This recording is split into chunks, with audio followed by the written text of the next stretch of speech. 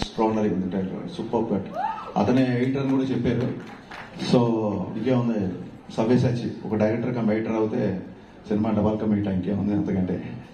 And ఇందాక చెప్పినట్టు పొలిమేర ఫంక్షన్కి వెళ్ళాను నేను, కామాక్షి అండ్ అనిల్ గారు అప్పుడు పొలిమేర ఫంక్షన్కి వెళ్ళాను. అది పొలిమేర 2 అయింది, 3, 4, 5 కూడా అవ్వచ్చు తెలియదు. అలాగే బీమ్స్ ధమాకా ఫంక్షన్కి వెళ్ళాను నేను. So the rest is history. Naresh గారితో అండ్ మా విజయ్ నాంది. సో అలాగే అదే ఆ రకంగా చిట్టూరు సీన్ గారికి పవన్ గారికి కూడా అదే సెంటిమెంట్ వర్కౌట్ అవ్వాలని మనస్ఫూర్తిగా నమ్ముతూ ఈ సినిమా పొలిమేరలు దాటి ధమాకా సౌండ్ ఇవ్వాలని మనస్ఫూర్తిగా కోరుకుంటున్నా. చాలా మా విజయ్ చెప్పినట్టు చాలాసేపు మాట్లాడారు అందరూ. డైరెక్టర్ గారు కోర్స్ ఫస్ట్ సినిమా ఎమోషన్, ఆయన కామాక్షి గారు చాలాసేపు మాట్లాడారు, అలాగే మా డైరెక్టర్ గారు. నా ఆశ్చర్యం ఏంటంటే వీళ్ళందరూ కలిసి 2 గంటల సినిమా ఎలా తీశారని. So that is going to be the biggest surprise అని నా feeling. I'm waiting for the surprise. And Ramesh Reddy garu extraordinary ఉన్నాయండి మీ విజువల్స్, సూపర్. అండ్ మీరు చాలా ఫాస్ట్ అని చెప్పారు Naresh garu. That is the need of an hour actually. So మీ ఇద్దరి గురించి మాట్లాడాలి, బట్ మీ ఇద్దరి గురించి అందరి గురించి మీరే మాట్లాడారు. మళ్ళీ మీ ఇద్దరి గురించి నేను మాట్లాడేటట్టుగా Harsha and Jeevan.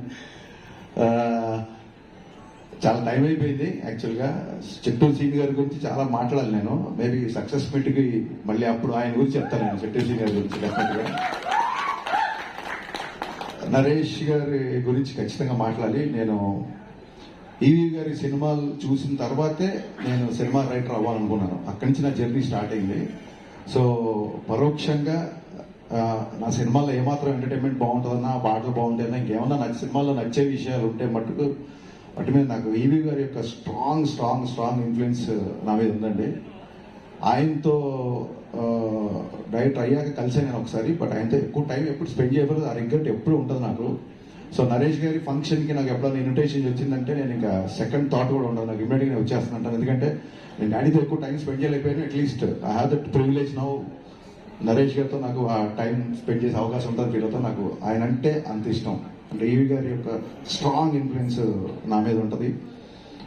Just because of ఆయన వల్లే, because of him I'm here అని నేను చాలాసార్లు చెప్పాను. నేను కంటిన్యూగా ఇంతమంది కొత్త డైరెక్టర్లు అని అన్నప్పుడు నేనే ఇంకా లెక్క అడుగుదాం అనే టైంకి విజయ్ చెప్పాడు 35 మంది డైరెక్టర్లు అంటే. డెఫినెట్గా సినిమా ఇండస్ట్రీలో కొత్త వాళ్ళకి అవకాశం ఇస్తున్నప్పుడు ఎవరికి అవకాశం ఇచ్చినా ఒక్క వ్యక్తికి అవకాశం ఇచ్చినట్టు అవుతుంది. బట్ ఒక డైరెక్టర్కి అవకాశం ఇస్తే ఆ డైరెక్టర్